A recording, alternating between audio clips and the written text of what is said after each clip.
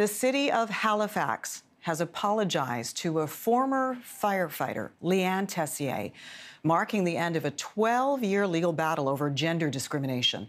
The fire department also acknowledged that the problem is systemic.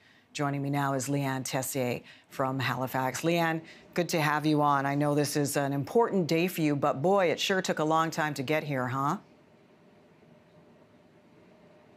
Oh, it's crazy how much time and effort and money and sweat and tears that goes into fighting for something that should have been acknowledged a long time ago. You were a female in a very male-dominated profession. What kind of things did you experience that led you to filing complaints that apparently weren't listened to for a very long time? It's hard to get into it because there's so many incidences of belittling and disrespect on calls and meetings and being ostracized and alienated from, something even just like group photos or outings. And I was gossiped about. I was maliciously targeted, smear campaigns against me. I mean, I was a member of the Combat Challenge team, which is, I was abused by them as well, and not made to feel part of the team and alienated. And it was just, malicious gossip, I think, was the worst. But I mean, it just goes on. And of course, when I spoke out, it got worse. And I guess that was my next question. You know, the incidents themselves, they were awful, obviously. But the fact that no one listened to you or believed you or tried to dismiss that, was that even worse? It's worse. It just adds layer upon layer of abuse. It's bad enough, like you said, that the men in question do what they do, and then officers deny and dismiss you.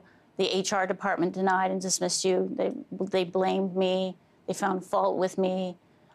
Top brass found fault with me. The EAP person who I went to seek help completely destroyed me in what he did. And the Human Rights Commission, finally, they were the last final arbiter for human rights in that province, and they did nothing for me, and I had to take them to court. So it was exhausting. It was like, no wonder women don't speak up. No wonder, because it just takes too long. And most of these guys got protected and promoted, which is amazing to me. It's astonishing and upsetting.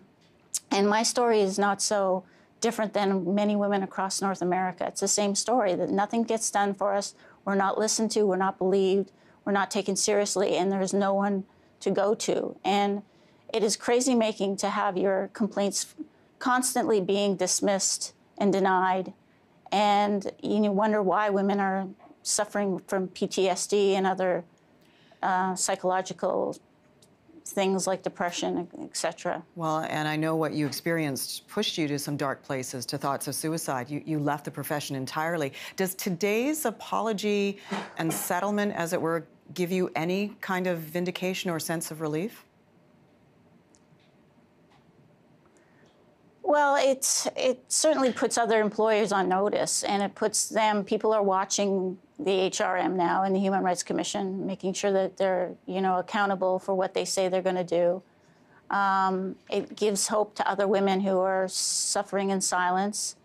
I hope that I hope and pray it's just not empty rhetoric, and that they're actually going to, do something about the culture that, the systemic attitudes that these men and officers have towards women have to be, there's still a resentment and this kind of anger that women are in the fire, things like the fire service. There's still a lot of work that has to be done towards the attitudes that men still have towards us as firefighters. Liane Tessier, a former Halifax firefighter, appreciate your time today. Thank you so much. Good luck moving forward.